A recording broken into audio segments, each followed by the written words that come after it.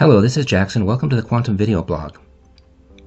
In this vlog, we'll be installing the Qtum Core wallet qtumd, which is the server version of the wallet that operates through the command line interface. We'll make the installation two different ways, from the Linux repository and also drag and drop to the desktop. And then after those installations, we'll run the wallet and set it up as a super staker. We'll send some coins and split the UTXOs. We'll make a delegation and we'll check the status of the wallet. Here are the timestamps in case you want to jump ahead. Let's get started. We'll open the terminal and I'll be using this text file with all the commands. I'll show you how to get this later in the references. I'll just drag that text file up onto the screen and then copy and paste all our commands so that you can try this if you want to. We'll start by getting the Qtum signing key, and here it is, BF5B197D. Enter your password.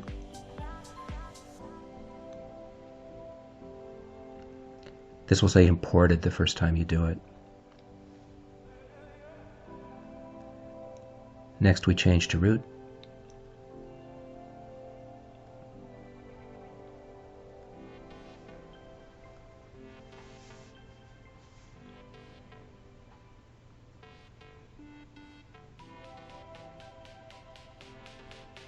And then we set the repository link. This is for Ubuntu 20 Focal Fossa, but you can use a different name in the future for the latest version of Ubuntu.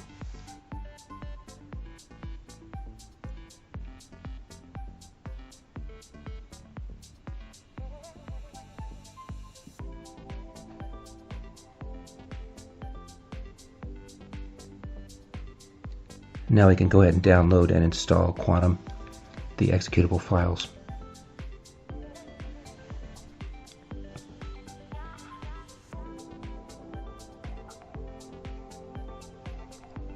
This will go fairly quickly, and we'll take a quick look at the files that it's installing. We'll use two of them, Qtum CLI, the command line interface, and qtumd, the daemon server wallet.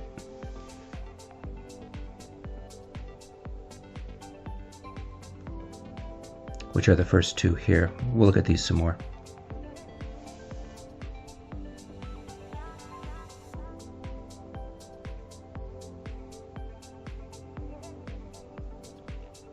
At this point, we'll exit back to our home directory.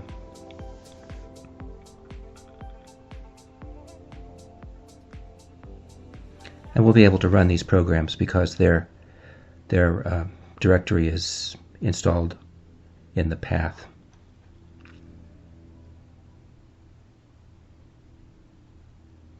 We can go ahead and start up qtumd here as a super staker. The parameters say super staking, a fee of 10%, and we'll stake a minimum UTXO of 100 for delegated UTXOs. We'll use the reindex command parameter as well, because that will create an address database and a log events database for smart contracts that the super staker will need. Now we can wait for the wallet to connect up to some peers, or we can speed it up by using the add node command. So here I'm going to drag a second terminal window onto the screen here, and the add node command basically reaches out and makes a request to connect to another peer. This one is called Qtum 4. It's a seed node at port 13888. On mainnet, use Qtum 5 on port 3888. And then we wait a few tens of seconds, maybe a minute or two. There's some handshaking back and forth between the nodes, and then we start downloading the block headers. 4 minutes later, we've got most of the block headers downloaded, and we start downloading blocks. You'll see, if you can see it here, progress says 0.000, so we're just starting downloading the blocks. 13 minutes later, we're about halfway through. You can see progress down at the bottom. It says 0.50.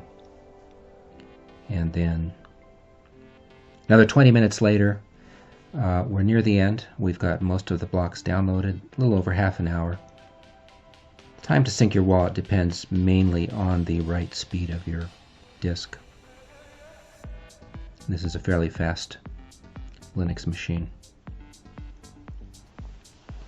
We finished the initial block download. At this point, it'll download the new blocks one at a time from the blockchain. And while we're waiting to see that, I can show you the Qtum data directory. It's important to know where this is. It's in .qtum. Also in another folder called testnet3, because this is the testnet blockchain. And the folders here, blocks, chain state, and state quantum, hold the blockchain. And wallets holds the wallet.dat file, which is also very important. Now we're going to look at installing the Qtum Core wallet on desktop. Slightly different approach, but it's going to give us the same files. So here's the old version of Qtum that I've got now in a folder on desktop. I want to download the latest version 0.20.1. Go to the Qtum homepage here. Go to Product, Wallets. You could also go directly to qtumeco.io here. We want the desktop and also server wallets, which is Qtum Core, and we'll choose the Linux version. It'll open the Archive Manager, which is what we want, and it unpacks those files. There you can see it, Qtum 0.20.1, and we're just going to drag that into our Qtum folder on desktop.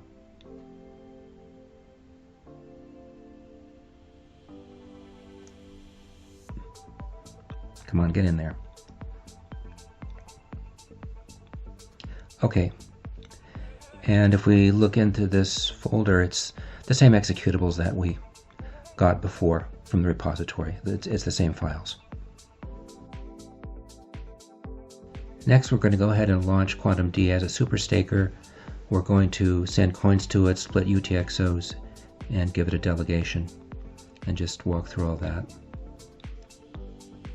Now, because we're using the desktop installation, we need to change directory into the folder that we just saw, where the executable programs are.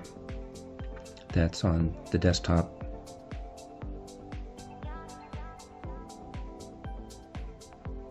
For the repository installation, it's in the path, so you don't need to do all this. But you'll see that those are the executable files that we just installed on the desktop.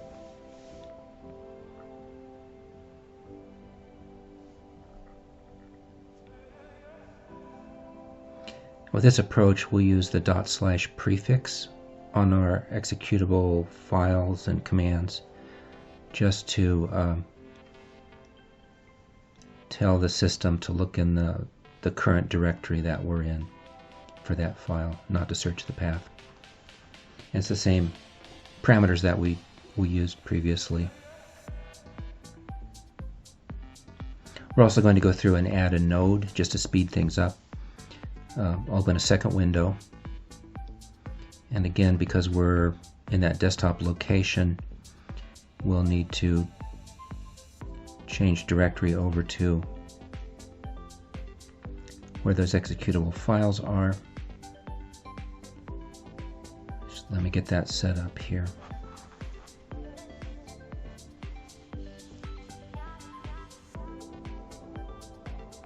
It's always important to know where your executable programs are and where the Qtum data directory is.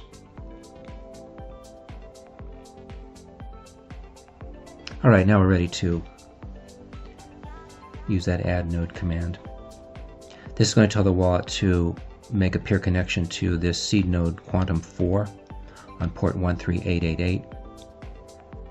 Of course, if you're doing this on mainnet, you'd use Qtum 5 and port 3888. as shown here.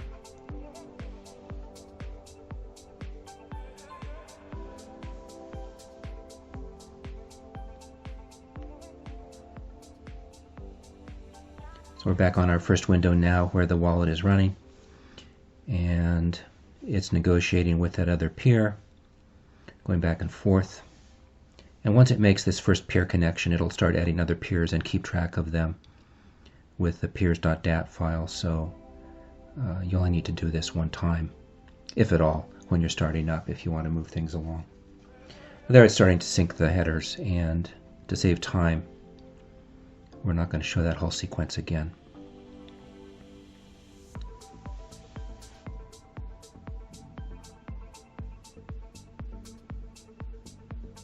We can look at some status commands. This one, get info, is unique to qtumd. Gives us some basic information about the wallet.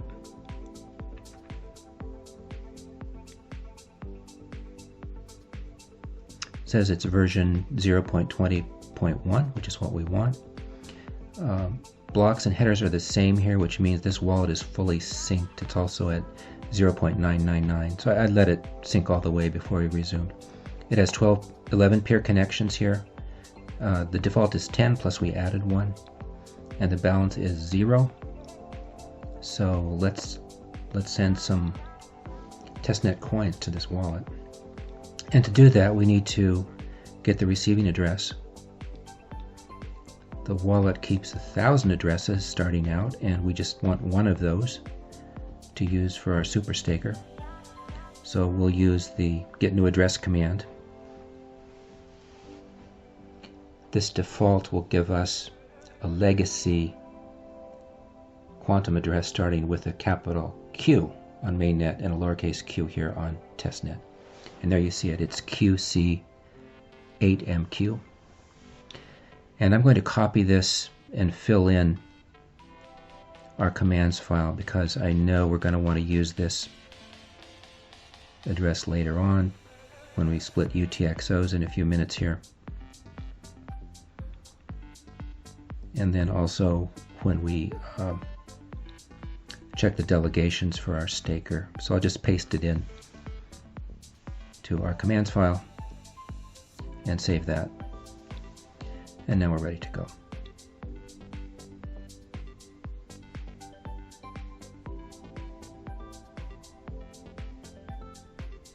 Our next step will be to encrypt the wallet. If you have any value in your wallet, you always want to encrypt it. And we'll use the encrypt wallet command with our passphrase here. This is like a password or seed words, but it's a passphrase. You always want to use a long and strong passphrase, multiple words that no one can guess. And once your wallet is encrypted, as it says here, you need to make a new backup, a new copy of that wallet.dat file, because now it's encrypted with that passphrase.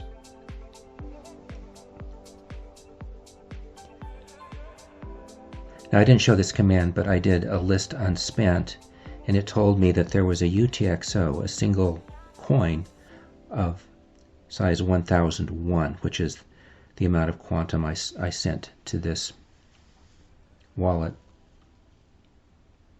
And now we want to split that big UTXO up into 100s, which is required for staking, definitely for being a super staker. We'll use the wallet passphrase command for 600 seconds, which is 5 minutes. That should give us enough time to split the UTXOs, which we'll use with this command, which says we're going to split that big UTXO on our super staker address into smaller UTXOs of a minimum size 100 and a maximum size 200. The super staker needs 100s to stake for its delegated addresses. Go ahead and run that command. It says it selected the 1001 and split them all, and it should make 10 of those. So now I'll show you the list unspent command, how that works.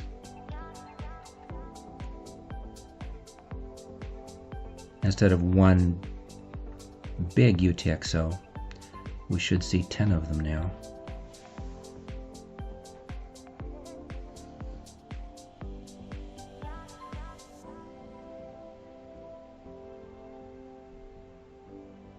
But instead we just see empty brackets there. So what I have to do is wait for that block to be published. The wallet actually sent it out. It was waiting to be published in the next block. And then so 4 minutes later here, run the same command again. And we see, okay, there's a UTXO 100.998.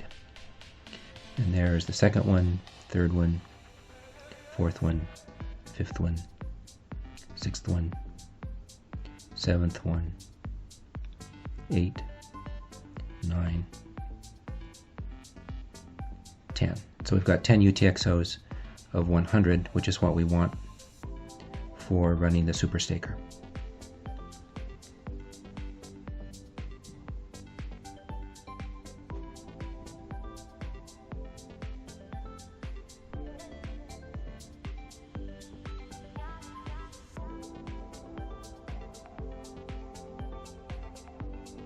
The next thing we can do is unlock the wallet for staking only.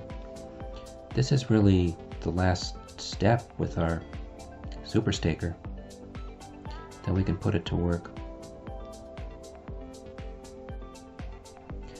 We'll use the same wallet passphrase command with our passphrase. We'll unlock for 999,999 seconds, which is a long time. And this true parameter says staking only.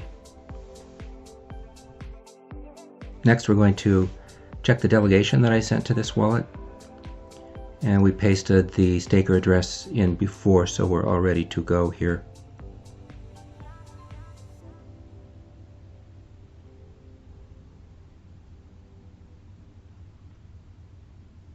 We'll say get delegations for staker, our staker address. And we've got one delegate that I'll show you here. This testnet address. Delegated a fee of 10%. The current weight of this delegate is 2344 Qtum. And of course you can convert from Satoshis.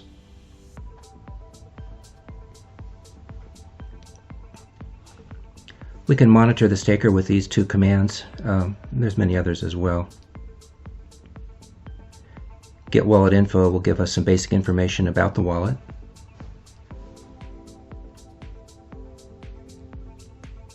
So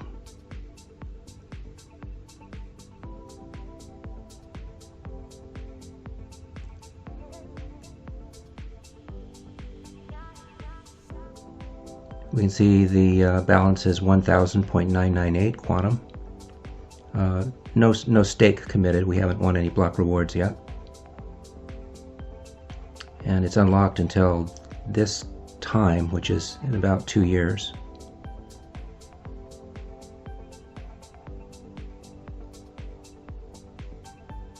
And this is a command that you'll use a lot with qtumd, get staking info.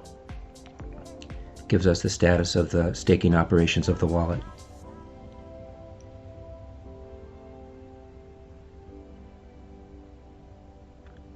So here it says that staking is enabled, true, that's good. But staking is false, it's not staking yet because the coins are not mature. You can see it says weight is 0 for the wallet itself, and the delegate weight is also 0 because both of those are immature. They haven't been on the blockchain for 500 confirmations. So if we jump forward 18 hours and try the get staking info command again, here it is the next day with the new window, with a new terminal window.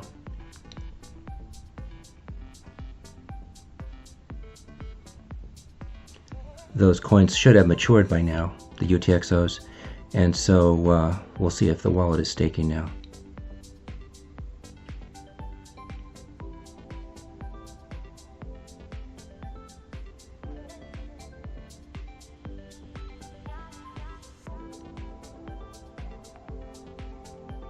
And indeed it is. You see it says staking true, and it's also filled in the weight now. The weight, these are the 10 UTXOs that the wallet is staking for itself. And then also the delegated weight is now 2626. I split the UTXOs for the delegate as well, so it got to be a little higher.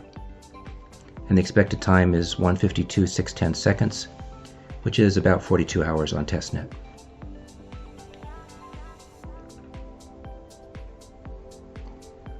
We'll finish up with one more command, which is important to know, and that's how to stop the wallet. And we use the stop command for that. Now, I'm in the second terminal session here, so I can issue commands through Qtum CLI. If we go back and look at the first terminal where the wallet was running with its log output, you can see it's shut down already. It's done. So the wallet is stopped. We can restart it using, just by invoking the qtumd program. This time though, we're restarting it after it's been set up to be a super staker, so we don't need to use that reindex command, only the first time, or if you're adding a super staker to an existing local blockchain. So we'll just say we want to be super staking, give it the fee and the minimum UTXO value, and we can start it up again. And there it goes.